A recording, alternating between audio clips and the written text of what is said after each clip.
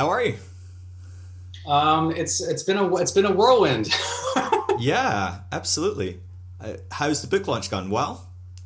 It's beyond my expectations. You're never quite sure. I think launching it on Joe Rogan certainly helped. But Yeah. what surprised me is the reception outside of his audience, Mm, from all kinds of different sources and the mainstream news, and it's been wonderful, man. right. That's really cool. And positive, a bit polemic, a bit kind of how dare you? What are you doing? What's going Everyone, on here? A bit of mix or I've been waiting for the how dare yous. To be totally honest, it's been 99% positive. wow. You're about to find out over the next hour and a half. I try to be very diplomatic, both in the book. I try to be especially diplomatic when I talk to people in Yeah. public about it. So yeah, I'm letting science lead the way here, and because of that, I really do think there's an opportunity for a serious discussion. Yeah, absolutely. No, I mean I'm really excited. So give you background. My background. I come from a Christian path. My father was a pastor, but I have since evolved my spirituality. I'm very interested in psychedelics. I've partaken in psychedelics in the past, and I found them to be very helpful in spirituality. But generally speaking, my job is, and this podcast, the audience largely speaking, come from a background of leaving Christianity, exploring new forms of spirituality, or completely being done with it, but talking about people on their journeys that have left that, or talking with people that have different insights into Christianity or different ways of exploring spirituality. So I jumped at the chance. Your publicist messaged me and says, would you be interested in this? And I was like, oh, I've not heard of this guy. And your book, like the Immortality Key, I'm like, what is this? I don't know. And I kind of clicked the link and like read the blurb, and I was like, would I be interested in this? Yes. So I was very excited about it. And I'm trying to tell my wife all about it. I'm reading the book and I'm like, oh, this, and she's just like, why do you like these things? So I'm not sure my wife would be a purchaser of your book, if I'm honest. But I love this kind of stuff. And I'm really excited to introduce people to, like you're saying, the science, the history of how different religions form, how they kind of evolve, that no religion is what it was a few months ago, never mind Right. thousands of years ago. Right. And so, yeah, I'm really excited to dive into that. I know that people that are really interested can dive into maybe some of your bigger interviews, things like Joe Rogan's. I watched that when it first came out. Yeah. And I was like, isn't this the guy I arranged an appointment with? I'm like, this is crazy.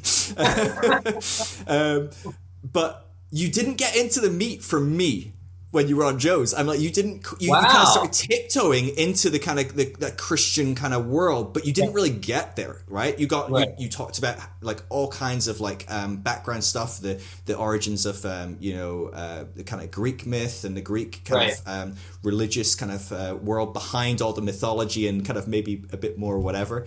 I really love that. I love maybe the origins of that in itself, maybe through kind of like earlier beliefs, maybe Stone Age beliefs and things like that. And but getting into the end, so I wonder if you could maybe just give a synopsis of maybe who you are, what book you wrote, why you wrote it, and then maybe we can kind of hopefully not leave the beginning and the main kind of bulk of how you got here off the table, but maybe skim through it, and I'll just tell them, go watch some other interviews, but maybe dive into more, because I know we're tight on time and I want to respect your time. So I would love to get into the kind of the more components of how did Christianity get influenced by these earlier religions, and this religion with no name, because I think that would be the stuff that I know for me, I'm the most excited about.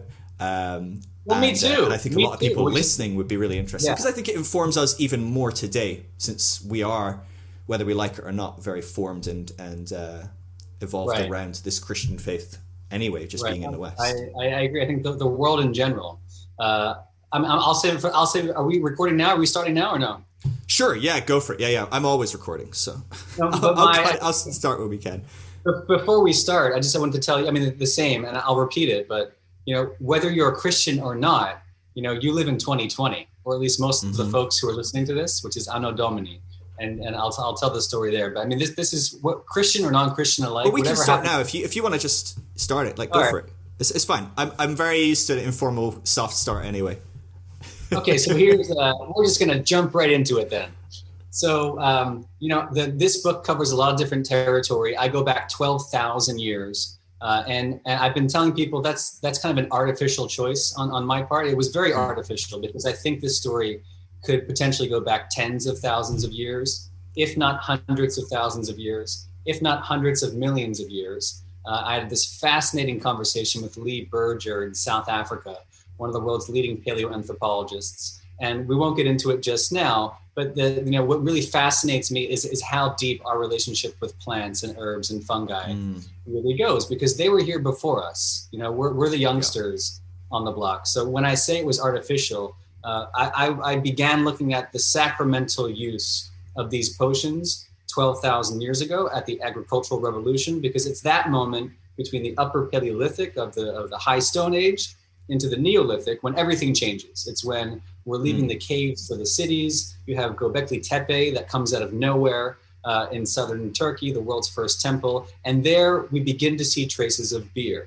But, you and I can quickly go through the history there, because the entire second half of my book is dedicated to Christianity. And as I was just about to tell you, whether you were raised in the faith or not, most of the folks who are going to be watching this are aware that it's the year 2020. That's Jesus plus 2020 years, Anno Domini, the year of our Lord. We don't really know the answer to this very fundamental question. How did a carpenter's son from Galilee transform the world? I mean, it's that simple. How did an illegal cult, very similar to a Greek pagan cult, which was equally illegal at the same time, the cult of Dionysus, how did this illegal cult from this neglected part of the empire transform the Roman world in 350 years? I've read Rodney Stark's book. I've read every historian you can think of, Bart Ehrman, Elaine Pagels. I mean, I love the early Christian period that I call Paleo-Christianity. The most honest answer that anybody can say is that we frankly don't know. There's a million reasons why this faith swept the world, which it did in no uncertain terms. And so I look at plants and herbs and these sacraments as just one tiny piece of the puzzle without, blowing things out of proportion. Yeah. No, it's fascinating to me. I'm a big fan of historical Jesus work, people like Bart Ehrman and so on that you talked about. And it does fascinate me when you start to kind of go, okay, when we start tearing apart this narrative we have of this person is Jesus and go, okay, what can we be 100%, probably not 100%, closer to probably at least over 50% sure this probably happened. The options really get whittled down, to who this person Jesus was. And then even in the early church, what can we really know? Again, we don't know much of the very early church. We have a few early texts of Didache, or, like maybe some of the more authentic texts of Paul. But even then, they're from these subsets that, as we're discovering in more recent years, we unearth a whole bunch of writings and go, holy crap, a whole bunch of Christians back then that we don't think are Christians. We don't like those types of Christians, and it's like, well, they were there, whether you like it or not. We just didn't acknowledge them for the last kind of few 15, 16, 17, 1800 years. We've just kind of gone, oh no, they don't exist. But it seems that they actually were maybe more plentiful than the Christians that did survive, in a sense. And I think actually Judaism is a very similar story. The Jews that survived the 70 AD destruction and things like that, where it was a very specific kind of branch of Judaism that kind of evolved. But when we look through the ancient texts on Judaism, it was quite diverse. And I just get fascinated by this whole era. And reading your book and reading some of your hypothesis of what Christianity did look like, certainly for some people, it's a pretty wild ride. If I was a good conservative Christian boy, which I'm far from, I would be scandalized by the descriptions of some of these kind of pagan Christian blended kind of ceremonies and rites. So how do we get it? What is the scene when we're coming into Christianity? Because you've done a heck of a lot of work kind of trying to establish kind of what was the mystery of Eleusis. I don't know if that's maybe a good place to start, I guess, kind of framing the world that Christianity evolves from, but maybe kind of framing how that world became. I'm trying to think how many steps back to start, because we can keep going back, right? Well, let's start in classical Athens, because it's not that far removed, and it has a lot to do with the birth of Christianity. What can we say? I've been using different adjectives in the next sentence that I'm about to say, and I think I like the one that I've landed on. It is impossible. It is impossible to understand the origins of Christianity without understanding Greek. And I mean that in every way you can possibly imagine. The ancient Greek language, ancient Greek culture, ancient Greek religion. There's a reason the New Testament is written in Greek and not in Hebrew. There's a reason that Jesus is born in Galilee, and certainly, the faith begins there, but it takes root in the Greek-speaking part of the ancient Mediterranean. Paul, the 21 of the 27 books of the New Testament, is writing in Greek to Greek speakers, like in Corinth, or the Thessalonians, or the Philippians, all in Greece, by the way, or the Ephesians, or the Galatians, or the Galatians in Ionia, or parts of Turkey, and the Romans. Now here's the even more interesting part, and then we'll talk about the ancient Greeks, but Rome at the time is Greek. And Rome and southern Italy, as you go south from Rome, you enter this place called Magna Graecia, which is Great Greece. From the 8th, 7th centuries BC, the Greeks were colonizing southern Italy. In fact, to this day, in 2020, you can hear people speaking Greco, which is this weird Greek dialect, and there are Italians with Greek blood running through their veins that can go back 2,700 years. I mean, you really have to think about who the Greeks were outside their political prowess. The cultural influence was astronomical, and in my case, just to give a brief intro, I was forced into learning Latin and Greek. I didn't go looking for this stuff. I was very blessed to receive a scholarship from the Jesuits. So this is a Jesuit background in classics talking. I'm the first person in my family to go to college. And the only reason I did that was because of scholarships, first from the Jesuits and then from Brown University in the United States. And I dedicated my teenage years and my 20s to studying Latin, Greek, Sanskrit, Arabic, and I fell in love with the ancient world. And so you must have been a real hoot to hang around, Yeah, what are you studying right now? Oh, I'm just, studying Latin and Greek and Sanskrit. It's like that's a conversation killer. I didn't have many friends in high school. I don't have many friends now. I don't mean to shit all over your discipline, but as someone that I spent 3 days a week, at least 2-3 hours a day, working with a mentor learning Koine Greek. And I say learning Koine Greek, and I've probably forgot all of it anyway, because I don't stay up to date. I try and read a little bit every now and again to try and keep some of it. But it's an extraordinary discipline to learn a language, never mind multiple languages. And you've got to want to on some level, right? I mean, you can't just kind of, I don't know, maybe it's a pretty interesting person behind that story. I'm just like quite fascinated with it. There's this person that is navigating their way through life and gone, I'm going to choose to study, I've got this scholarship and this is a good idea. I'll study Latin and Greek and go into Sanskrit on the side. That's an interesting mind to me. Well, I mean, so I try to be careful with my language, but I will say this. I credit the classics. I can say this with a straight face. I credit the classics with saving my life, or giving me a life. I would not have gone to college if it weren't for Latin and Greek. I never could have afforded it. I wasn't even looking at schools. I was a senior in high school at a prep school, preparing to go to college, and I wasn't doing college visits. My parents never went, so it wasn't a priority at home. It sounds weird, but it wasn't on my radar until these classics departments started talking to me when I was 17 years old.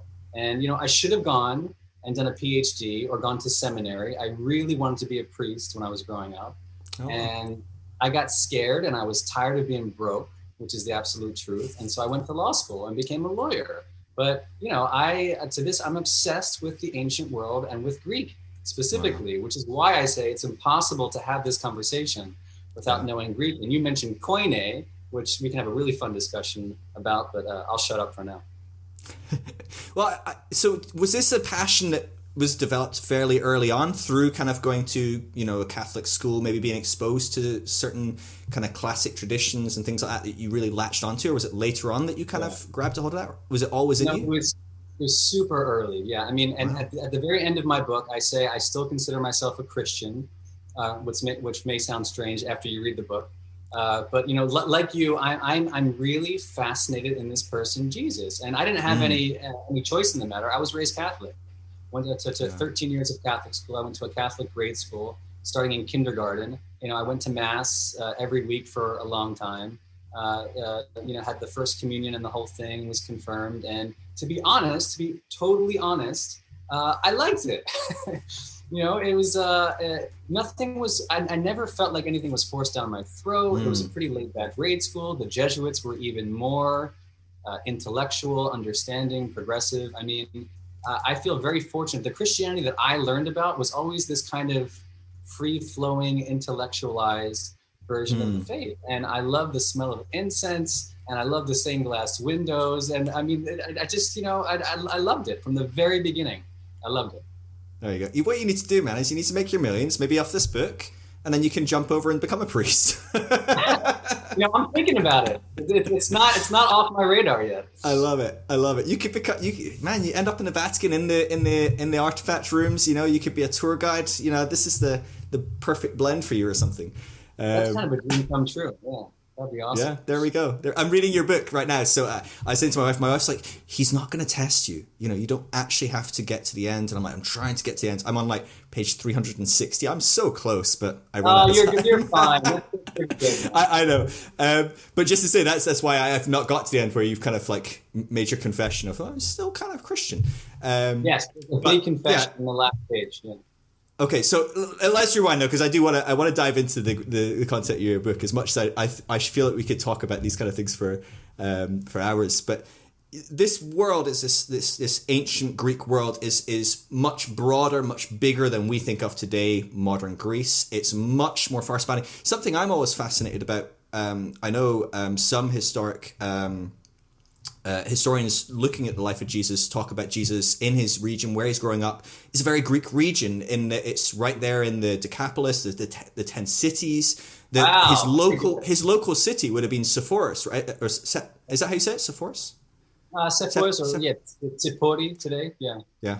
But that was like a decent walk. But if he was, you know, from Nazareth, a place with probably about 100 people in it, it's unlikely to have much work to do there. He probably would have been working in this Greek city, exposed to Greek philosophy, Greek religion, you know, all these different things. It gets my mind racing, you know, and then people are running around calling him the Logos, you know, John and things, and these are kind of Greek terms that Christianity is co-opting, is diving off. And so I think a lot of people really miss this world of Greece. So anyway, I just am fascinated by that component. So yeah, please continue.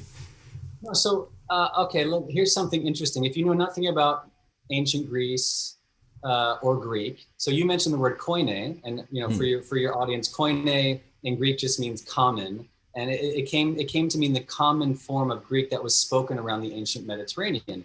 Obviously, it comes from Athens, but more specifically, the reason Greek spread, to use a modern analogy, is because of Hollywood. You know how like around the world, people watch Hollywood movies and you can quote your favorite lines from films and you'll have your favorite actors and actresses. So the theater in Athens, the theater of Dionysus at the southern slope of the Acropolis, is where koine is born. Well, it's not born there, but I mean, it's really where it kind of, it explodes on the world. It was through people like Euripides and Sophocles and Aristophanes. And what they were doing was not entertainment the way we think of entertainment.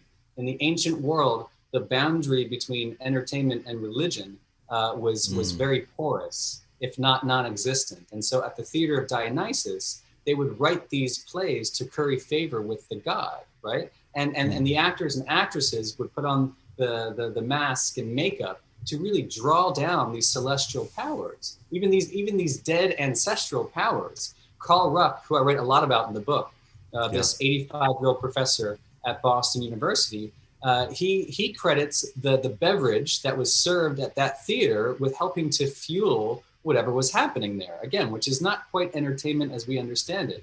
he talks about this potion called trima.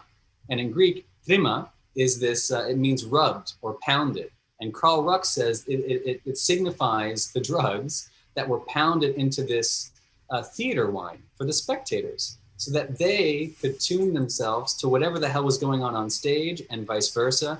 And to him, it was this, this ecstatic event. That was theater, wow. And the language spoken in that theater was koine, and that's how it explodes. And to this day remains the liturgical, the sacred language of the Greek Orthodox Church. So there's some koine. Yeah, that's fascinating. I think I was born to be in that time period. I would have loved that world, me and my wife sit down to go relax, and she's like, oh, what exciting, I don't know, rom-com or an action adventure, and I'm like, oh, can we watch like a documentary or something that's quite philosophical? What about something where the main character dies, or it's got some meat to it, and it's got these twists, and it's got spiritual undertone? That's my bread and butter, and I always feel like reading about these times. It's funny because my wife's the one with a degree in philosophy, so she doesn't want to go anywhere near it. But I mean, that world just seems so exciting to me. Even more so when we look at maybe some of the spiritual components as well of what's going on. Because I think as well, when people think of Greece, we think of, or ancient Greece, we think of this time period that's kind of a big nebulous kind of time period as we're taught it in maybe school. Ancient Greece is kind of like a whatever kind of term that we can't really quite put our exact finger on, spanning hundreds and hundreds of years, really, isn't it? Yeah. But we think of like mythology, we think of Zeus, we think of these kind of people. And I know you talked in a book, this kind of combination of like, when you look at the wisdom of the philosophers there, and even to call them philosophers, these people that are exploring metaphysics, but even also challenging our understanding of physics and chemistry and biology, and such astonishing thinkers. And yet, I mean, we talk about this today, right? How many atheists are going, oh, these crazy Christians, because they're just like not logical. They're not rational. They're not, materialistic, reductionist. If we just look at the science, it disproves your God. And it's not something I ever thought about. When you mentioned it in the book, I was like, it is a bit weird that this community that so valued, this rationalism and rational thought, believed in these weird kind of demigods and all this kind of crazy stuff. But I had not really come across this whole other kind of mysterious religion that is going on in this time period as well. That is a huge underpinning of Greek culture as well. It turns out that all these different philosophers are little side notes to it, little, oh yeah, I've been there, no big deal, but there's this mysterious thing going on in Greece as well. I guess, can you kind of elaborate on that? Because I guess that's the central kind of underpinning of at least maybe the main component of what's kind of leading up to what Christianity is maybe starting to pull from Greece. Is that fair to say? That's 100% fair. And I'll quote a quick line from the Gospel of Mark, when someone asked Jesus why he speaks in riddles, because Jesus does speak in riddles. He speaks in we call them parables, right? The Good Samaritan and the mustard seed and so forth, that you and your audience are aware of. When the question is posed to Jesus why he does this, the answer is these are mysteria. These are secrets. These are secrets to be confided only to the initiated, and not to be communicated by them to ordinary mortals. And that's the actual definition of mysteria, which is mysteries. So 100% there were secrets in early Christianity, okay? As it's born into this Greek world. The question is, what were those secrets? At what level, to whom were they communicated? But even a rather boring read of the canonical Gospels is already telling you that there are secrets involved in the faith, things that were reserved for the inner circle. That concept comes from ancient Greece and what you were referring to. Now, and here's the big question I pose in the book. Does it really make sense that the people who drafted the blueprints of Western civilization and birthed all those things that you just mentioned, and I'll add democracy, the arts and sciences, philosophy, the very concept of a university, what we're doing right now, Socratic question and answer, does it make sense that they got everything right, like everything, and somehow couldn't figure out the meaning of life? It doesn't make sense. They were obsessed with the meaning of life. They were obsessed with the concept of death. And spoiler alert, they did not think that Zeus was on a mountaintop hurling thunderbolts down at us hapless mortals. So the folks who went to Eleusis, and this is probably the most famous of the mystery traditions. It runs from 1500 BC to the 4th century AD, when it's obliterated under the Christianized Roman Empire. You have the best and brightest of Athens and Rome going to become initiates into this mystery cult. Folks like Plato, Pindar, Sophocles. Centuries later, Cicero, the Roman orator in the 1st century BC, says Eleusis is the most exceptional and divine thing that Athens ever produced, right? So not the sciences, not democracy. Eleusis is the thing that holds everything together. Marcus Aurelius, centuries after him, completely agrees. In fact, he rebuilds Eleusis in the 2nd century AD, when it's partially destroyed by some barbarians. How dare they? So the point being, this was, I call it, this is the real religion, or this is part of the real thinking of the ancient world. And what did they go there to do? They made this pilgrimage 13 miles from Athens to Eleusis, which today is just a small town. And when you visit the archaeological site, it's just these battered chunks of marble whipped by the winds. But what was once there was this temple to Demeter, the goddess of the grain. And Plato and everybody else would go there once in their lives, and only once for the full initiation. And they would drink some kind of potion called the Kukion. We don't know what it was. But after drinking it, they would enter this temple, have a vision, and that's almost universal in what little testimony survived. And most importantly, they would conquer death. They would become immortal. Only those who had seen what happened inside Demeter's temple were guaranteed life after death. Here's the thing, it was all secret. So we don't know much. All we have are hints and clues. The penalty for revealing what you saw in that temple was nothing less than death. You know, so which, by the way, I laughed so hard when I read that in the book, because I'm like, right, hold on. So you take your potion, whatever it is, wine, beer, mixed with some sort of psychedelic, who knows, whatever. You take it, you have this incredible vision. You go, oh my gosh, I've conquered death. I'm no longer scared of dying. All right, well, don't say anything or we'll kill you. Oh, okay, I won't say anything. I'm like, wait, hold on. This seems like maybe they hadn't quite conquered death if the threat of death was still enough to keep this thing secret for, 1900 years. To me, I was like, what? But I feel like you missed a great opportunity for a good joke there. I will say, by the way, I laughed so many times in your book because you blindsided me with something really funny. Because it's quite heavy. I mean, reading history and ancient, opinions of like this Greek term and how it could be interpreted or whatever. And then every now and again, you would just drop this joke, and I don't, dude, you're a funny guy. It cracked me up. So whatever's on the horizon for next book, more comedy, man. That was funny. It cracked me up. What? But I thought that was a moment of comedy that was just like you glossed right over it, and I was like, dang, that is funny. Man? Now I'm kicking myself. My favorite line in the book about the wedding at Cana is my paraphrase of John's Gospel.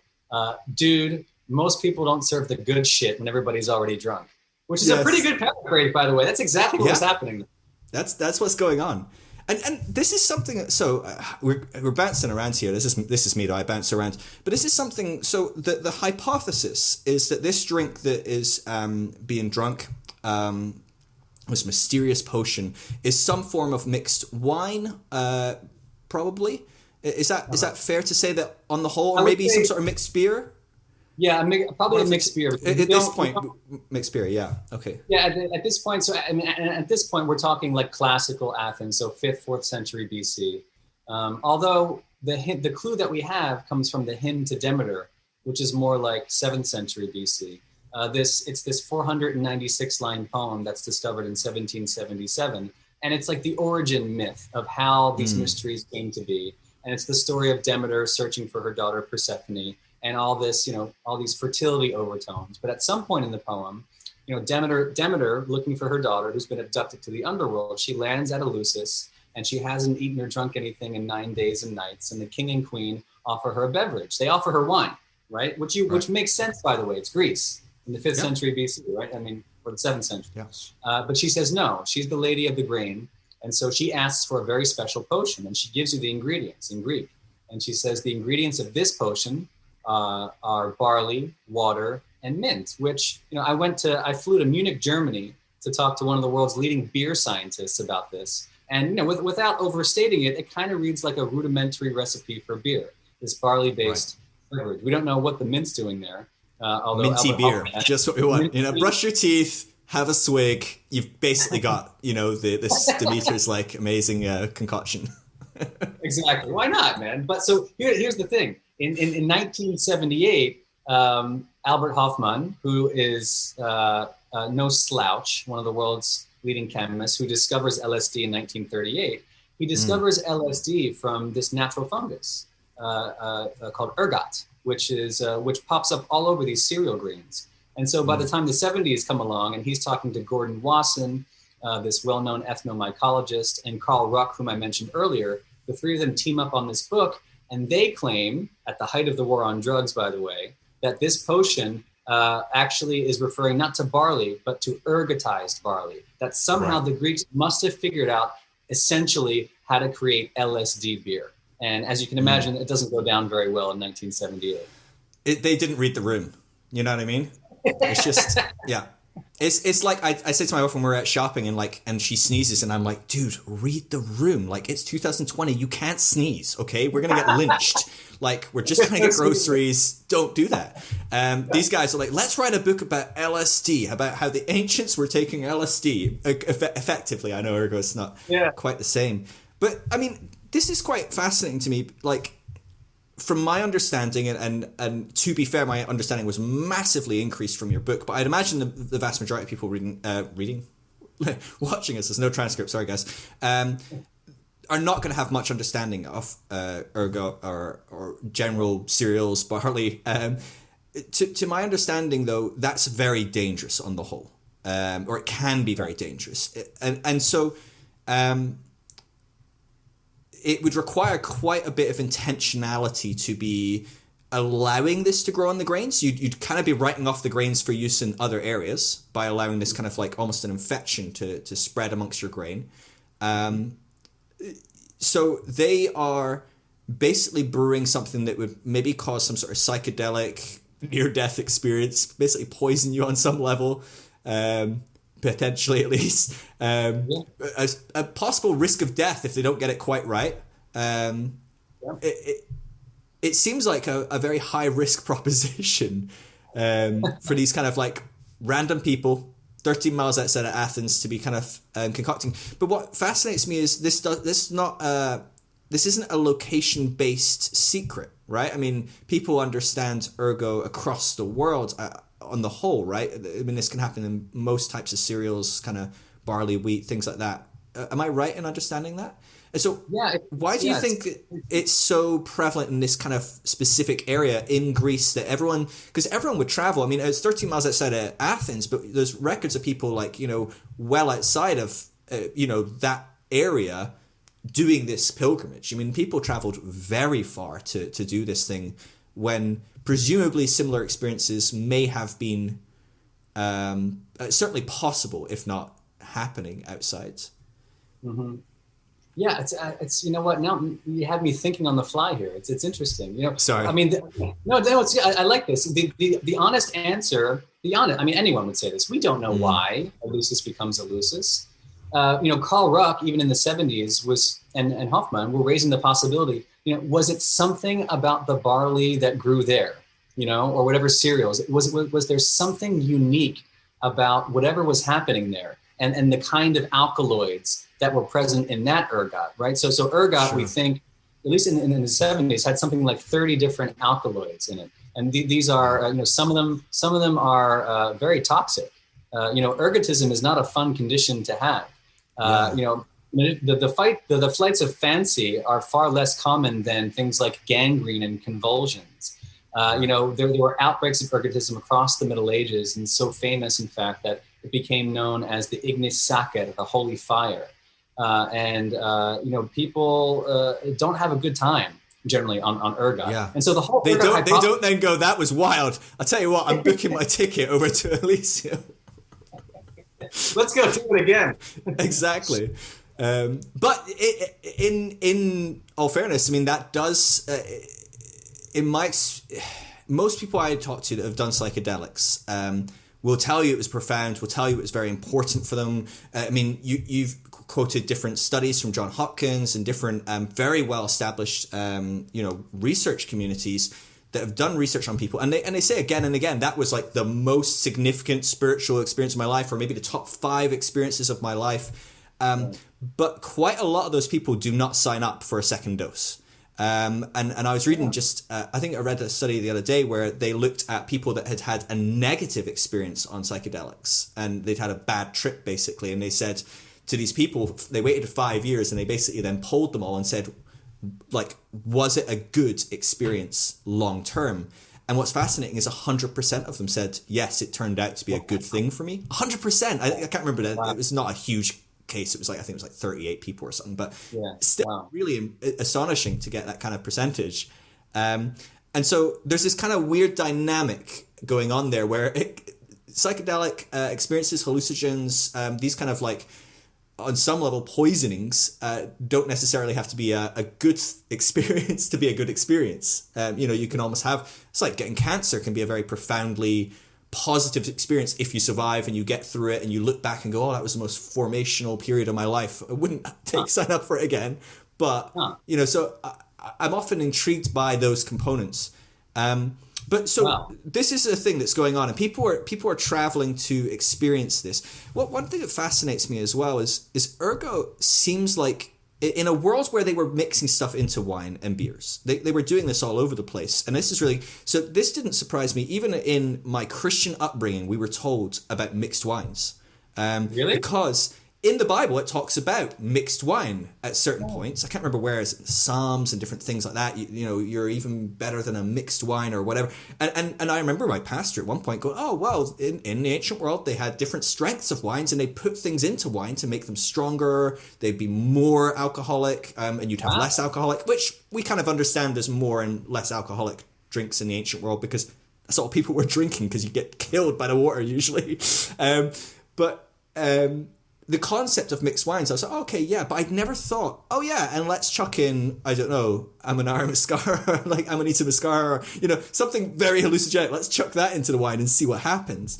But it does seem interesting to me that, like, in a world where they're mixing things in, they aren't mixing more controllable things than something like Ergo as well, which is fascinating to me. One of the things you mentioned is, like, in the Jewish world, there was a lot of evidence for them mixing wines, which obviously I even knew of that to some degree, but there may be evidence of them mixing intoxicants into their wine.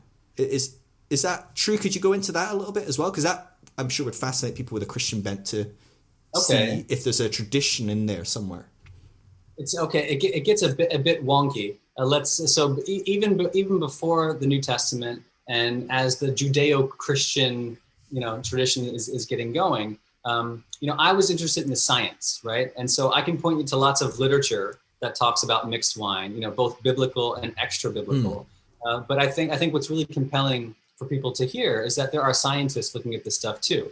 And there have been really impressive discoveries in and around the Holy Land for spiked wine. And the one that I point to is by Andrew Coe, who's currently at the Massachusetts Institute of Technology. In 2014, he releases this paper, this great discovery of the world's oldest wine cellar. You can Google it right now, Tel Kabri, it's Kabri. And at Tel Kabri, which was this Canaanite palace, roughly 1700 BC, they unearth all kinds of wine jars. They're subjected to what's called gas chromatography mass spectrometry, GCMS. And that's where you identify all the volatile compounds that have made their way into that wine. By the way, 1700 BC, this stuff survives. This stuff blows my mind. It blows my mind. It's just astonishing. Really, really incredible. And so what they found there is that it wasn't just wine. It was wine that was spiked with honey, storax, terebinth, cypress, cedar, juniper, mint, myrtle, and cinnamon. And I'm not reading that. That's right here. So you got that from, you've written that a few times. You've said it a few times. I brush my teeth and say that. Oh, man. So it's really interesting that, that long ago, we have actual archaeochemical evidence for the spiking of wine. Now, as you heard the ingredients there, you didn't hear anything, explicitly psychedelic, but I talked to Andrew Coe at MIT a lot about this. And he and his colleagues are obsessed with this stuff.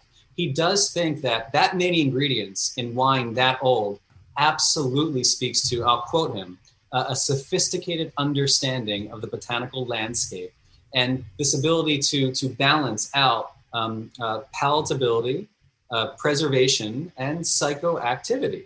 So you hear things like the terebinth would have helped resonate the wine so it didn't spoil into vinegar. But then you hear things like honey or cinnamon, or at least cinnamaldehyde, enhancing the flavor profile. The juniper, I'm not sure which juniper it was, probably not psychoactive, but the case is building that you can throw this stuff in there. And when you do look at the literature is even more explicit that the Greeks absolutely knew how to spike their wine with very powerful plants, including things like henbane, mandrake, black nightshade, all these witchy nightshade plants. We have that in the literature from Dioscorides in the 1st century AD at the exact same time that the Gospels are being written. Yeah. So again, even if this wasn't, even if the Jews maybe were more puritanical and didn't do any psychedelics in their wine, they just drank the weird, crazy honey, cinnamon, juniper wine. Even if that was the case, someone like Jesus growing up exposed to a very Greek culture in, the Decapolis, in that world, probably would have been exposed to people that did spike wines in maybe more of an extreme way. Maybe not in exactly the same way as the mysterious wine that everyone was, whispering about, but certainly in other ways that made wine much more intoxicant, much more, at least potentially, psychoactive. Yeah. And there's one thing I didn't mention, and there's 2 reasons for that. One is everything we've talked about. We absolutely know that the mysteries of the very Greek Dionysus were present in Galilee before, during, after the life of Jesus. Something else that's going on, and this helps to connect that Canaanite wine I just mentioned that Andrew co-discovered. What connects that to the time of Jesus in and around the Holy Land is something called the Marzeah ritual, Marzeah, if you want to Google it. It's relatively understudied. It was this other ritual cult phenomenon that was there from the Canaanites, and it's in the Ugaritic literature. It makes its way to the Babylonians, to the Nabateans on the other side of the Dead Sea. It's all over the southern Levant there. And it's essentially this ritual feast for the dead. You could even say a ritual feast with the dead. And it is mentioned in the Old Testament. They talk about this wine called Feasting for the Dead. And it does make its way into Judaism. And there's even some archaeological finds of wine decanters and amphora found in and around burial sites in Jerusalem. There were some Jewish communities that were using this ritual or something like it to commune with the dead. And this is something that pops up again and again and again, including in early Christianity. Yeah. Something that intrigues me is what are the kind of social economical kind of dynamics behind these things before? Because Christianity very much became a movement of the everyday poor, certainly women, all these different dynamics. And I know that, the mysteries of Eleusis, they're very woman-centric as well. It's certainly as far as who's dishing out, who's preparing, things like that. But certainly, we list off people that did these pilgrimages. Certainly they're not going to be the bottom feeders. They are kind of the 1%, these very influential people, Marcus Aurelius, these philosophers, if not in wealth, certainly in their influence and things like that. Obviously, poor Steve, probably not many Steves in ancient Greece. He probably isn't going to write something that's going to be propagated and forward, and kept for another 2,600 years. So it's unlikely if he did go, he's going to write about it and it's going to happen. But are the poor involved in this? Is this something that was happening for everyone, or is this something that initially starts out as a very exclusive kind of right? What's going on with these dynamics? Because I know that's something that was a huge dynamic around Jesus and this cult movement of Christianity. It was a kind of like, screw you guys, we're here. And we're going to have our own religion. We're going to have our own thing. And we don't need your elite Pharisees and Sadducees. And we don't need the Romans who are down our backs. We're good. So how did this religion operate, or maybe this cult that's coming out of the kind of Canaanite tradition, how did they operate at that time? Man, that is the question. That's an awesome question. That is the question.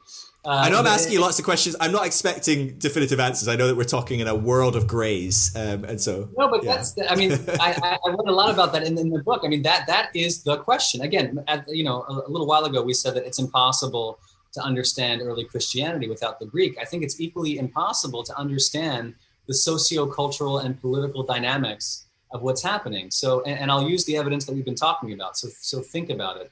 That spiked wine from the Canaanites was that was palatial wine. Okay, these are the royal families of the ancient Near East. That was not wine for the everyday Steve. Right. And before, the Canaanite Steve wasn't stockpiling like shit tons of wine in a basement somewhere. No, exactly.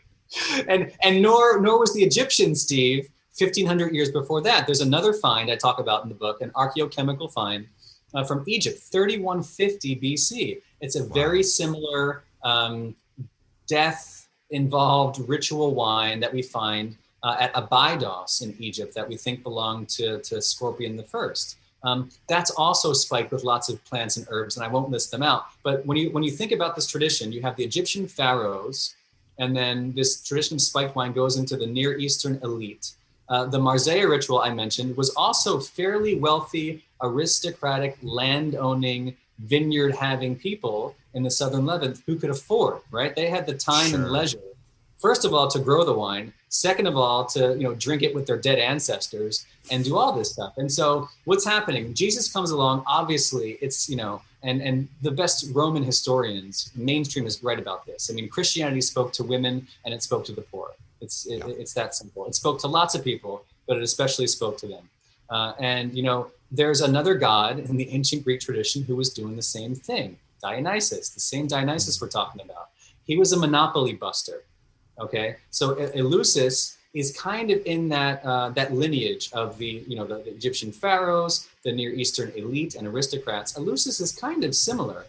You're not supposed to celebrate those rites outside Eleusis. There were two hereditary Greek families who controlled everything. The Greek world came to them. It wasn't the other way around. So things were strictly controlled in Greece for these rites of Demeter and Persephone. Dionysus comes along and says, everybody wants a piece of this. And there's this famous scandal called the Profanation of the Mysteries in the 5th century BC, where wealthy Athenians are profaning the mysteries in their dining rooms. And it's clear in the ancient source that they're drinking wine along with this profanation.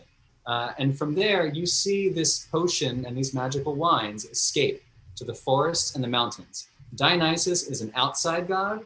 Demeter and Persephone demand you come to their temple. So already you see this dynamic of the rich and the poor, the rustic and rural versus the very bureaucratized, state-run administered cult at Eleusis. And what's really important is that Jesus follows in that same tradition.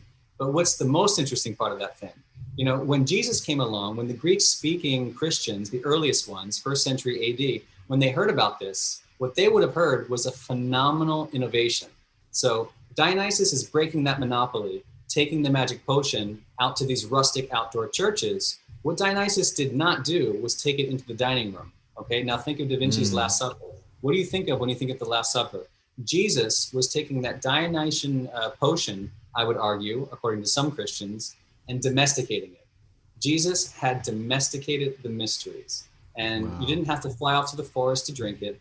In your dining room, you find your wine, you find what Karl Ruck says is the secret of secrets, you find your recipe maker, your formula handler, which typically were women, both for the Greeks and for the early Christians, and Bob's your uncle. So, I mean, we might be jumping ahead here, but I find this fascinating because, we look at, okay, you need someone that understands something like ergot or like one of these psychoactive or maybe multiple psychoactive components to mix in and what maybe to mix in with that to level it out a bit or whatever it is. You need someone that really has quite a profound kind of knowledge on a kind of chemical and biological level, certainly for the time.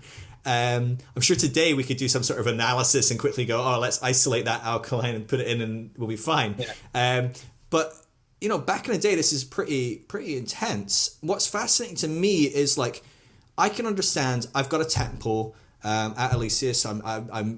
We're making big batches of stuff. People are coming in to visit. They're doing their pilgrimage. We're like, all right, here you go. Here's a little tablespoon of that. Go and, have your experience, and, someone will walk you through it and see you later. Don't talk or we'll kill you. But, at a certain point, if the theory is that similar mixed wines are being used in the early church, and they're being used in any Christian home, certainly not maybe all Christian homes, maybe that you would go to your local kind of hub of a few Christian homes, but certainly, 1 in 10, 20, 30, 40 groups is doing this. Yeah. This is a massive operation of which people need to understand how it works. They need to resource these fairly hard to find potentially, or at least not common enough that everyone is already doing this or has stumbled into this.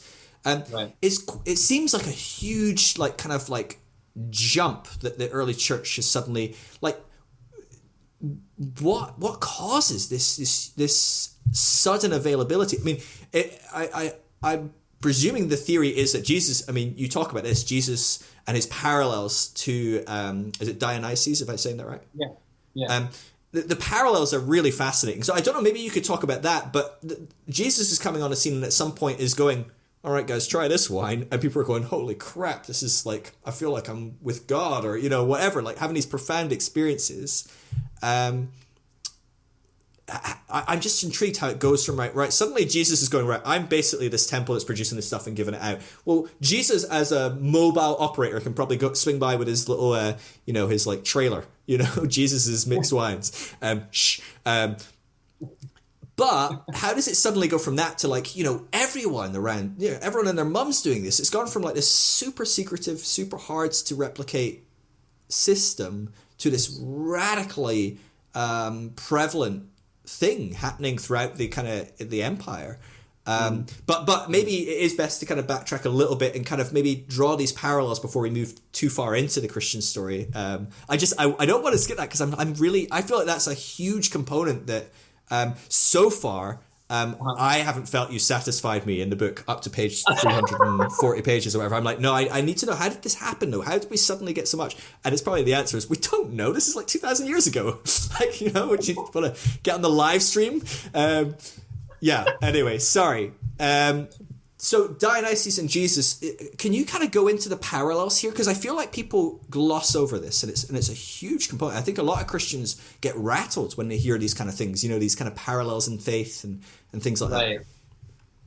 Right. Okay. This is now we're cooking with grease. Let's Sorry, that was a long rambling. I gave you a lot of things to pick on. But Let's start with Dionysus. Okay. So how do I start this conversation? So, in general, this is referred to as the pagan continuity hypothesis. And it's the basic idea that some elements of, obviously, pagan Greek religion found their way into early Christianity.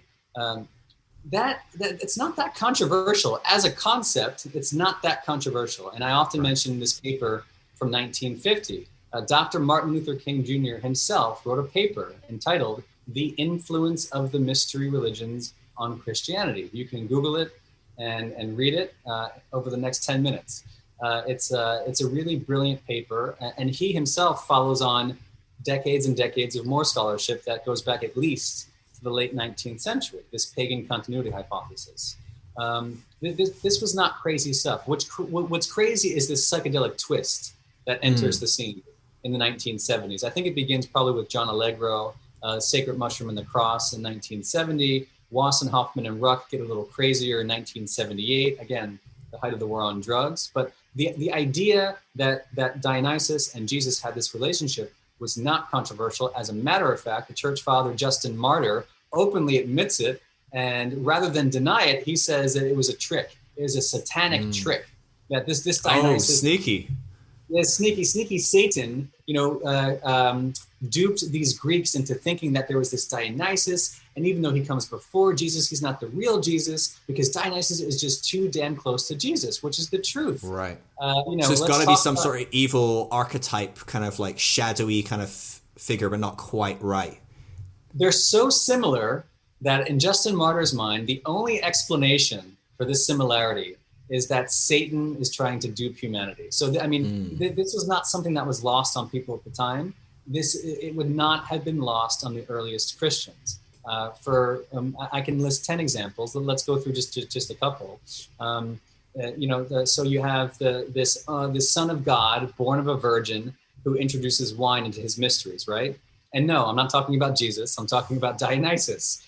In 405 BC, one of the best preserved records we have of the myth and cult of Dionysus is Euripides the Bacchae. And the very first line, like not in the middle, like line 1, Dionysus is referred to as Pais Dios, the Son of God. You can't miss it. And throughout the play, you see Dionysus doing the kinds of things, or at least the followers of Dionysus doing the kinds of things that Jesus would talk about. And even outside the Bacchae, you have things like this water to wine miracle, right?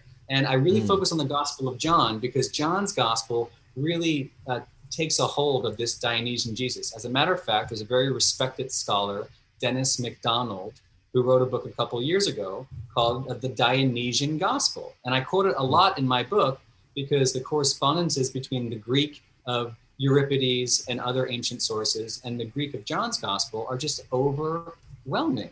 It's really bizarre stuff. So water to wine. In the Greek district of Elis on the Western Peloponnese, there was this annual tradition around the Epiphany, January 5th, January 6th, the exact same date that the Christians adopted as the Epiphany for Jesus. And on that Epiphany day, the priests would lay out these water basins in the temple, shut it up, come back the next morning, and voila, it had all been turned to wine. So when someone heard about the wedding at Cana, a Greek speaker who knew their history would have immediately recognized this as a Dionysian reference. As a matter of fact, there are scholars who refer to that miracle specifically as, quote, the signature miracle of Dionysus. And throughout there, from there to the very end of John's Gospel, when Jesus calls himself the true vine, ampelos in Greek, it's the exact same words that you'll find in Euripides the Bacchae, all these shout outs to the ampelos. And so, there are dozens of examples. Those are just a few of them. But the basic point is that it would not have been lost on anybody, even remotely familiar with Dionysus, that John is saying, here's the second coming. Sure. And I guess it's intriguing to me when we look at maybe authentic statements of Jesus. They are few and far between, really, within the Gospel of John compared to the earlier synoptics. Maybe there's still plenty in there, but there's less so, just maybe by it being a later stage, maybe by them trying to reframe Christianity because it's not worked out maybe how the early church thought it was going to. They kind of probably thought Jesus was coming back at some point, and it's like, oh, he's not. Maybe we have to make this a bit more of a mythology, maybe some divinity. There's all kinds of arguments around why by the time we have the Gospel of John, the way Jesus is framed is so different. Even his birth narrative, it's like, oh, we don't actually, let's make him like this, eternal being that was before a birth, and that doesn't really come into play so much in the synoptics and different components. Is there a possibility that I see, I'm pushing Christianity, right? I'm doing my colonialism thing. I'm just walking up to Rome going, hey, we've got a new religion for you. This is how you're going to do it. And they're going, oh, we've got this idea, like on the 5th to the 6th, there's this religious component where we turn water into wine and it's a miracle from Dionysus. And you go, oh yeah, Jesus turned water into wine. It was on the 5th and 6th as well. We'll call that the Epiphany. We'll call it the same name, but what it is, it's about Jesus. It's a bit like the Christmas tradition, right? We all know Jesus wasn't born in December, but it's like, well, actually, we really have no idea when Jesus was born, actually, to be fair. But it's quite likely, you've got a 1 in 12 shot, that he wasn't born in December. And yet we have all these imageries of like, oh, the sun god, and this is how it's worshipped. And you go, oh, you want a son of God, a sun god, you want this thing? Right, cool, we've got Sunday, we'll do it on that day. We've got, Christmas Day. Sure, let's do 25th. Oh, you have a day where you're worshipping demons. We'll have a day before where we worship, we chase all the demons away, and on that day we'll worship saints. It's kind of this like cultural appropriation with a twist of like, and now you can't do it anymore because we've ruined it. We've kind of made it Christian. Is there a component where there's less of an intentionality of we're trying to make Jesus and Dionysus the same thing, but more we're trying to silence one religion and just allow our religion to dominate. I guess because that would be kind of the general argument I would hear from historians that aren't trying to silence this stuff. Because I think there's a way, when you approach kind of conservative Christians that are doing kind of the work that you do, that do kind of historical Jesus work, they quickly kind of like do some weird gymnastics around the topic to make Jesus still this exact person, and every page of the Bible said that and did this. But someone that's really doing the work isn't going to do that, because it discredits all the good work that you're going to do. So they do go, okay, how would we approach it? And I think a lot of people would, I guess, the jump to assume, yes, this is, Jesus was trying to replicate Dionysus. Jesus was trying, was still carrying out the same sort of ministry and stuff. That seems like a less common jump I've certainly come across than, it was Christianity just being kind of its dominant self, kind of trying to, overwrite history, overwrite other people's religion, co-opt other people's religion. Like when Paul comes into where is it? Marcel, and he quotes the poet and he says, you speak to this unknown God, and he's like, well, the unknown God's called Jesus. There we go, problem solved. And you're like, kind of, but I don't know if you just erase their gods and Jesus is that God. I mean, can you do that? But that's kind of like, I guess, how a lot of people would approach this. I guess how do you kind of approach? How do you put forward your argument to say that it's stronger than that? There's something more than just people co-opting something that was already there, or trying to line up something and make it match as a domination, rather than a kind of like evidence that the same thing is happening in these two different cultures. Yeah, I think, and I have this conversation so I do all this textual exegesis at a bar in Paris, by the way, in the book. And I'm sitting there with a Roman Catholic priest talking about all these parallels. And just like Justin Martyr a very long time ago, nobody today can really explain away these correspondences. And Father Francis, who I'm sitting there with in Paris, is very quick to point out, this doesn't mean that Jesus never existed and John is just making this stuff up. And I would tell to you, I mean, I don't think this means, I don't see this as John's attempt to dominate the pagan world or even to co-opt it. What I see in John, it's the last gospel to be written around the turn of the century, right? This is after the Synoptics. Sure. John's language is very, very different, right? I mean, from the very beginning. Again, I like talking about the first lines of things, like the first line of the Bacchae, the first line of John. En earche hologos. Hologos refers to Jesus in these Greek terms. I mean, it really is a very Greek, a very Hellenized gospel. It's later in time. We think it's written to the Ephesians. And in Ephesus at the time, the presence of the Greek mystery cults was everywhere. You couldn't avoid the topic. And given these correspondences, what I see is a John, whoever he or she was, writing to potential converts. I think this is unique to me. What I even sense a little bit is John trying to preserve the ancient mysteries, quite the opposite of suppressing them. What I see here is an attempt to actually preserve the magic of the ancient Greeks, and specifically the magical wine. So you can go through all the different correspondences about the only Son of God and the water to wine miracle and the true vine and the Lamb of God, right? The Amnos Theou, the only gospel writer who refers to Jesus as a Lamb of God. You can look at all this stuff and say, okay, it's interesting. But the most interesting part, and the only reason I talk about any of this, is because what I think John was really trying to do was to unite the pagan Greek wine of Dionysus with the Christian Eucharist. And I point to a couple lines in there. I'm not going to get too wonky, but in John 6:54, there's some really weird vocabulary. And it's quite the opposite of trying to dominate or erase the pagans. I think John is reaching out to pagans by saying this in Greek, which in English means, whoever eats my flesh and drinks my blood has eternal life.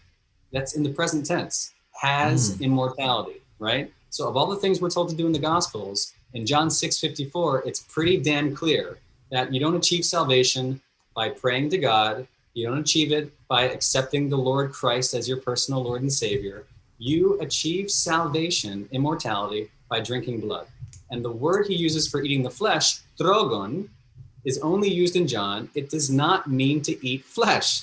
It means to munch, to gnaw, to rip something off the bone in a bloody mess. It's the exact imagery that we have in Euripides, 500 years earlier, right? In these Dionysian mysteries, the same Dionysian mysteries that were still in Ephesus in 100 AD. By using that word drogon, John is I mean, it's really graphic, explicit language. It's the kind of thing that the Maenads, the followers of Dionysus, would do to their cows and their goats. We have all this imagery of the amorpholon charin, which is this raw flesh, crazy, bloody mess that the followers of Dionysus would get into. And in that tradition, all this blood is somehow associated with the blood of Dionysus. So you can see how all this stuff piles up. But the basic point is that I think John is trying to unite these sacraments and saying, hey, Ephesians, I know you like your magical wine.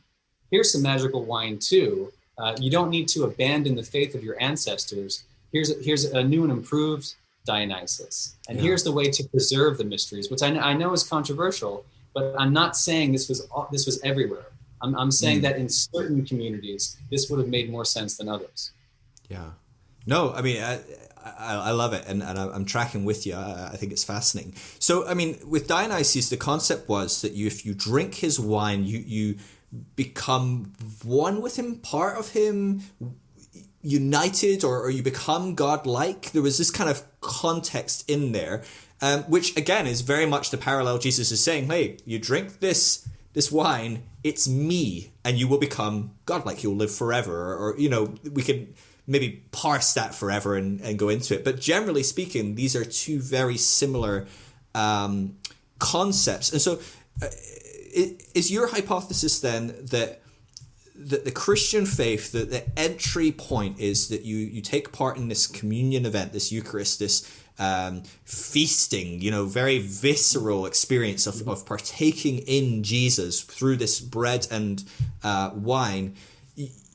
You would then typically have some form of hallucinogenic, profound experience where if we look at people's accounts of hallucinogens today, it's generally speaking, everything drifts away. You find an ego that's behind, the ego drifts away and you become one with everything, and you are God and you are the universe, or all kinds of experiences like that happen. You just become love, or all these kind of profound things. Which when it's funny, because when you do read some of these passages by Paul, by different authors in the New Testament, you're kind of like, that does sound like someone that's had a pretty intense trip, I think you quoted one passage by Paul, and I was reading it, and I was like, I've never thought about that. He's talking about, he had this vision, he couldn't even tell if he was in his body or not in his body, and I'm like, yeah, that sounds like when I took mushrooms. Yeah, I think about it. And then he's saying, I could never even begin to articulate what's happened, and I'm like, yeah, because it's something that is a whole level behind words. Words are this thing on top of that are... they're useless. You can't use a word to describe, something that isn't ineffable. Right. And so I'm like, yeah, this now I've read it from the other side of having had a psychedelic experience. It's not like when I was reading it as a kid, I probably would have had nowhere to put that. I'm like, that does sound like someone that's just taken a handful of mushrooms, had this profound experience, and is like, guys, this is, I can't describe it, but like, trust me, this is it. Right. He's running around peddling his, psilocybin. So is this the kind of the hypothesis in general that if not all of Christianity, certainly there was a sect within Christianity, just like there were many different sects, the Gnostic, or what's become termed the Gnostics, which is a much broader group of many different groups, and what became the kind of Roman Church, a bit more institutionalized. If not all of that, there certainly was a group that were partaking in some form of mixed wine, having these profound encounters and becoming one with God. Is that basically the kind of the point that we're building to, that you think there's a relatively good argument for? I think there's a good argument that the use of sacred plants and herbs and maybe even fungi was a part. And I don't know what kind of part. It could be a very small part. It could be a minuscule part. But I think it's a part of the story of early Christianity. And I don't know where it leads. I'm looking for the scientific data. But when you look through the literature and everything we've been saying, you do find mentions of these heretical Christians who use these kinds of things. And the church fathers gave us the clues. Everyone from Irenaeus in the 2nd century AD to Hippolytus in the 3rd century AD, these church fathers decided to write down what they thought about these heretics, including the Gnostics and others. And already they're railing against their love potions, filtra, their agogima, another word for kind of like this crazy potion. Hippolytus is the best one in his refutation of all the heresies in Greek. He's talking about the followers of Marcus, who was another one of these heretics. And there were lots that were mentioned in antiquity, from Simon to Valentinus in Rome and to Marcus. Hippolytus gets into really good detail about what the Marcosians were doing, which is consecrating their own Eucharist. But it wasn't just that. It was a very magical Eucharist where women were allowed to do the consecration. And here's Marcus with his big cup, and he ladles out small cups to the women, and then they combine everything again, and it's overflowing in this Dionysian, crazy wine miracle. And what does Hippolytus say? He uses the word pharmakon in Greek 7 times to talk about the drug that is inside this potion. So when you look at stuff like that, and you look at this Dionysian Gospel, and you look at all the ancient Greek literature for them spiking wine, it begs the question, how widespread was this tradition? And what does it all mean? Frankly, no one has the answer. I mean, we are just beginning to look into this from a scientific vantage. The literature has always been there, and we know that visionary experiences are a huge part of all religions, including the birth of religions, like Moses in the bush and Paul caught up in the 3rd heaven you were referring to, Paul on the road to Damascus. I'm not saying that drugs were involved in those experiences. I'm not even saying drugs were involved in the church, writ large. I do think in some communities, just like there were Dionysian mysteries, we know they existed, and we know this technology existed.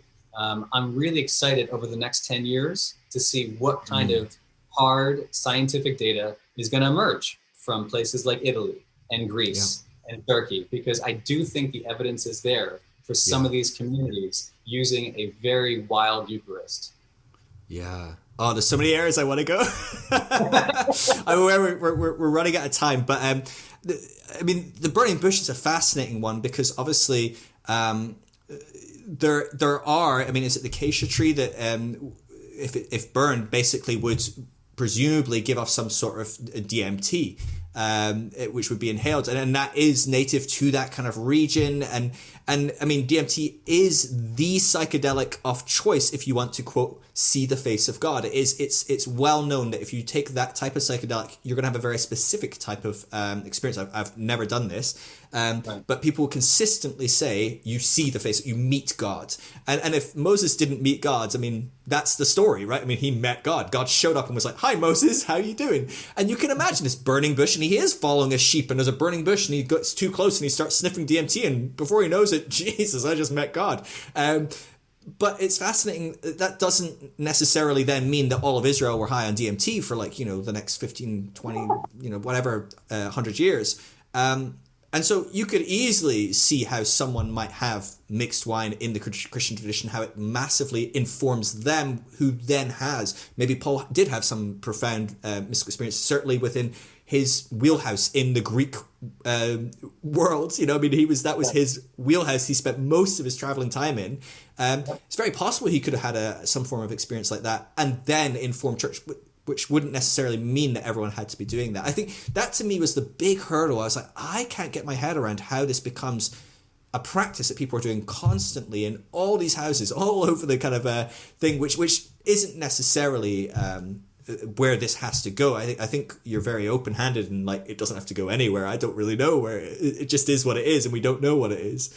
And so I really appreciate your kind of open approach about that. I'm trying to think what you just said before, because I didn't want to go down the DMT route, but I just thought it's fascinating because people talk about Moses all the time with that. Gosh, what were we saying? Well, I can mention what came after. Yeah, please, go for it. I'm agnostic when it comes to Moses and DMT. I will say this, which is why my goal is to let science lead the way. So there was a paper published in May only of this year, and it's described by the researchers as, I don't think you're there in the book yet, as some of the very first evidence, if not the first evidence, for the use of psychoactive drugs in, I won't say the Judeo-Christian ritualistic tradition, but certainly in the Judahite. So at Tel Arad, A-R-A-D, in Israel, there was some archaeochemical analysis, just like that crazy wine from Tel Kabri that was released in 2014. Just this year, they were able to analyze the organic remains that were left on these limestone altars from this temple in the Judahite period, 8th century BC, which has been described as kind of a scaled down version of Solomon's temple. Amazing stuff. What did this altar test positive for? Cannabis. Under archaeochemical analysis. And so it's just this year, but it's some of the very first evidence that we have for the use of these psychoactives in a very ritualistic tradition in the Holy Land where it makes sense. So DMT and everything else, I have no idea. But you know what? We're going to look. We're absolutely going to look. And if a vessel pops up, if organic remains pop up, I want to test it. But as of now, we do have these archaeochemical blips on the radar that are just beginning in 2020, which is crazy. I mean, just now beginning to form this picture. And to answer your question, which is how widespread was this? We have no idea. You can't get a PhD in the hunt for ancient intoxicants. There is no university level course for this. There's no center for this. This is something we're only talking about now. Part of the book is to bring in all these academic resources to begin looking at this, both from the humanities and the sciences in a really disciplined way on a global scale, and to have this conversation for the next 10 years until we sniff out that evidence. Yeah, I guess I just remember what I was going to ask. Is this, I know you've spoken, you want to spend another 10 years really going into this and diving into it a bit more. Does it feel like you've got your hands tied behind your back? As someone that is, it feels like I'm reading through your book and it feels like you're constantly badgering professionals in a specific window. And you're going, I need information about this area, or I need information about this particular intoxicant, or I need this particular information about this type of pottery or whatever. And you're having to go to the professional. What research is done? Oh, you've not done that yet? I'll be back in 5 years, because it's an element of researchers talk about my hands are tied. I don't have the finances to go and excavate this or to research that. You're like a whole nother level where you're like going, hey, researcher, can you do this? And they're going, I don't know, I've not got the money. It must feel, do you get frustrated going, well, the evidence is probably out there for a lot of this stuff, but will it come about in 10 years? You talk about some of these guys are doing this work in the 60s, the 70s, and just, the last couple of years, you've kind of stumbled across stuff and gone, hey, just before you die, let me give you some good news. You were right. Gosh, that must be like, I know you said, but that's crazy. You wait your whole life for this. And so does it get frustrating? Do you feel like your hands are tied when you look at this kind of stuff? It's weird. Maybe it's my own weird biochemistry. But I've never been happier. I'm so optimistic for this field. I think that it took an outsider like me to talk to all these different disciplines. And to be honest, part of it is my legal training. As a lawyer, I recognize my limitations and I don't have the answers. So what I do is I call in the expert witnesses. And I think it's what any good journalist would do too. And once you start, cross-referencing all these people, from psychopharmacology to neuroscience, to linguistics, to history, to classics, to biblical studies, to archaeochemistry, and then 10 other disciplines I talk about in the book, you eventually are getting somewhere. But this whole interdisciplinary approach in 1978, for example, was relatively unheard of. And I'm glad that Carl Ruck, who's now 85, is beginning to see some of the fruits of his labor after his career took a nosedive. But he's also. I told Joe Rogan this. He's really excited. He's a very happy 85-year-old. He's very happy. I took an interest in this, and he loves all the attention. And he's not claiming anything dispositive about all this. He wants to see the science get involved, and the same thing that I want. It's just it's so exciting that to think in our lifetime we may have actual hard data to talk about, which could inform the birth of Christianity. Right? Or the birth of the Judeo-Christian lineage, or the birth of Western civilization. Now, again, I'm not saying that this is the reason, but if drugs were part of the reason, or visionary experience writ large, what an exciting time for us to have the science to actually prove it. Yeah. I mean, we'll finish up on this, just keeping one eye on the time. But you mentioned in the book, that there are people in this time period talking about if Eleusis was to disappear, if this component was to disappear from culture, from society, everything would fall apart. Like, who knows how terrible the world would become. This is the pinnacle that, this is the glue that's holding this stuff together. And, you look at people that have had these, when people talk about the experience of that, it was very similar to when you talk to someone that's had a psychedelic experience. It's very, we're all connected, there's something beyond us, there's meaning to this, there's purpose, and we don't have to fear death, we can build something beautiful in this world. Like, there's this beauty to these experiences, and it feels like a lot of our modern religions do the exact opposite. Right? They kind of build up all these walls, they create these us and thems, they cause us to, today we're a little bit more lucky because there's a bit more taboo about it, but for the most part of history, we would just wipe out anyone else that had a different religion or a belief, or even in our own religion, right? You go back to the 1600s and Catholics and Protestants are wiping out each other, entire towns of each other, throughout all kind of like the Bavarian kind of German kind of world. Crazy stuff. Does this kind of thing, do you see a potential future in which religion might be open to some of this stuff? Because to me, I'm like, I've spent my time in conservative Christian worlds, and I help people, I rescue people out of that. That's my job, my day job.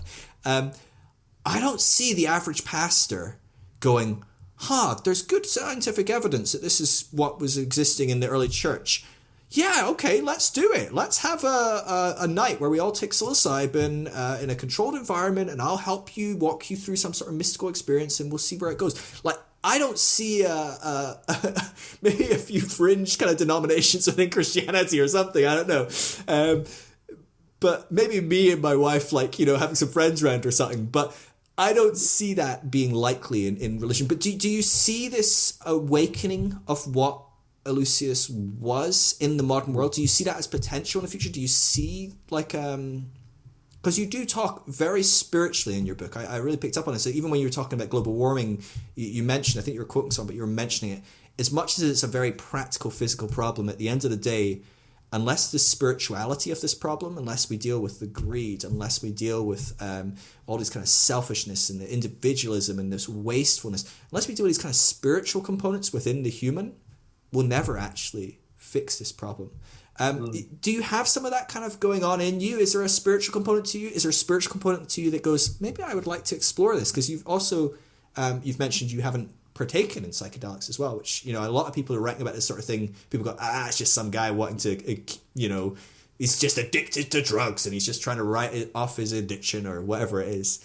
Can you talk a little bit about that as we kind of wrap up? Like, how has this affected your spirituality, your outlook on spirituality? Mm-hmm. So the big picture is, I think this is a game changer on a global level. And what I mean by that is the methodology. I think the methodology is a game changer. And it's not just that there is very initial data for the use of these intoxicants in antiquity, including at the roots of Christianity. That's part of it. There's another science here that you've been alluding to throughout, and I've done a bad job of talking about, which is psychopharmacology.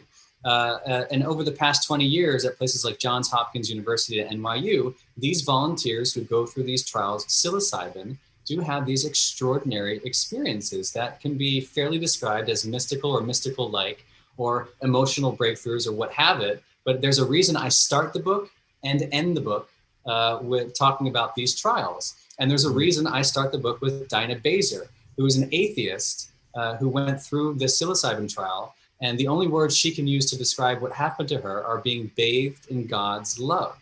And she said that she had this insight after her ego dissolution and this melting away of who she thought she was, has this insight that every moment is an eternity of its own. And when she told me that, I mean, my jaw dropped, and my crazy mind thinks of the Gospel of Thomas, when Jesus says the kingdom of heaven is spread upon the earth, but we do not see it. This concept of eternity being here and now. And then I think about Eleusis and this concept that maybe, this is my spiritual side talking, but maybe there is no afterlife because there is no after, because there's no before. This real concept of the kingdom of heaven really messes with the concepts of time and space and physics and consciousness. But if you take a really deep dive into it, which I know that you have, you arrive at this place of timelessness. And these volunteers are talking about timelessness under psilocybin and this sense of this expansiveness and merging with a larger whole and conquering their fear of death, just like in Eleusis, which is crazy if you think about it. Because Jesus is talking about the same thing, about drinking this and becoming immortal. It's crystal clear in John 6:54. So you take all this extraordinarily circumstantial evidence, which is what I call it in my profession, but then you add the science to it and something is happening. And I do think this is ripe for Christianity. As a matter of fact, I'll say this. I think Christianity would do well to consider this at a very serious level. And I mean the Catholic Church, the Greek Orthodox Church, the Protestants, evangelicals, and everybody in between. Because I haven't done it myself, I'm looking forward to a moment 10 years from now where there is the potential, just the potential, to incorporate this technology into organized faith. And the way that would happen is through nothing else but psychedelic chaplaincy. I think this is something that organized faith should invest in. Not that you're going every Sunday to drink a spiked wine. It's exactly the opposite. You are preparing once and only once in your life, after 2 years, is what I've been saying, of psychological and emotional preparation to go through an experience that could be transformative. It's great. I mean, I look at the data and I look in psychology, I look in pain management, I look within PTSD, depression. I mean, so many areas, addiction. I mean, it's astonishing. And people that are so anti-drugs, you can't use a drug so you'll get addicted. And it's like, have you looked at the data on how this helps people come out of addiction? It's astonishing. But all of those, the studies are, how do you work someone through that? Your psychologist sits down with you for 6 hours while you're on this process. And certainly if you look at maybe kind of more tribal explorations of, things like ayahuasca and things like that, you have people sit with you as you take this. There's a very sacred process in these things. And to me, I know for me, I mean, I've been a Christian my whole life, 30 plus years. I mean, I wouldn't label myself a Christian anymore. I wouldn't label myself anything. I'm like, labels are just not helpful at this point. God knows what I am. God knows what God is. But I will say the few times I've taken psychedelics, I hands down every time I would say they are the top experiences I've ever had of spirituality. Wow. Ever. Wow. And I've seen people healed, and I don't even know what I do with that, but I've seen someone that was born blind at 80 see his wife for the first time after people prayed for him. And I don't know what I do with it. I don't really know. I'm a data-driven person. I'm a science. I've got a bachelor's in science. I mean, I'm like, I don't know what that means, but that's amazing. And it points to something bigger than me. But I'm still going, but the handful of times I've taken something that has taken me outside of myself, and if I had someone that was a journeyman to be able to help me on that journey, I have no doubt I could have got much more out of that. And so I get really excited as well by the potential in this. And I certainly, when I look at I laugh at kind of like some of the kind of the crazies of the early LSD world. People like Timothy Leary talking about dosing the entire US in the water stream with LSD would fix the whole problem. And there's some funny rhetoric to that, and I'm far from saying that we should do that.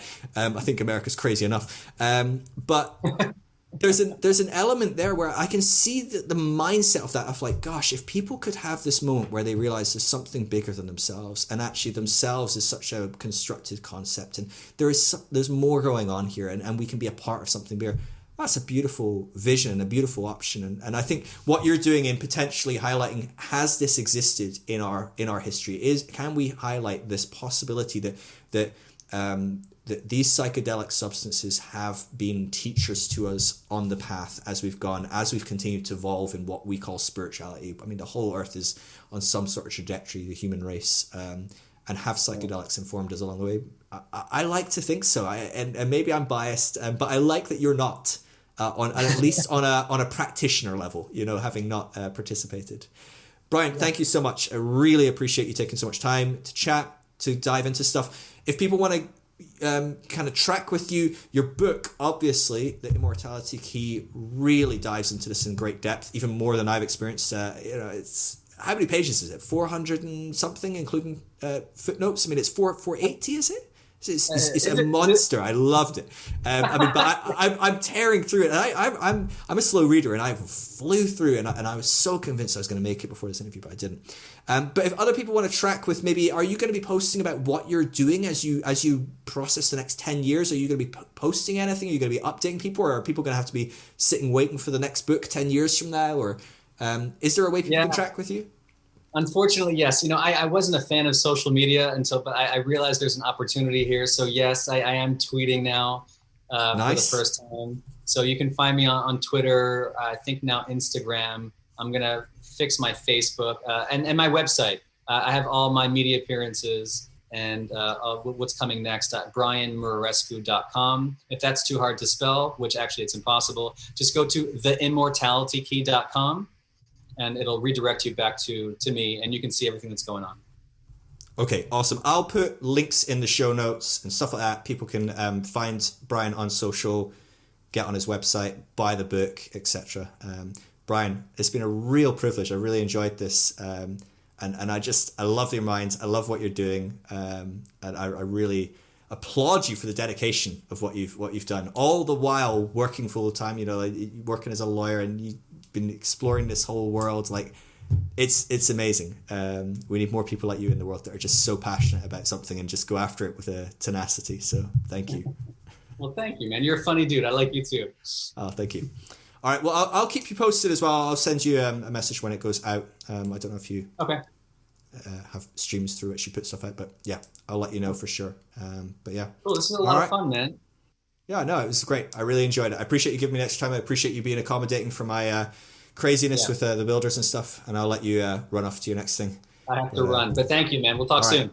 Catch you later. Okay. Bye. Yeah. Bye-bye. Thank you, man.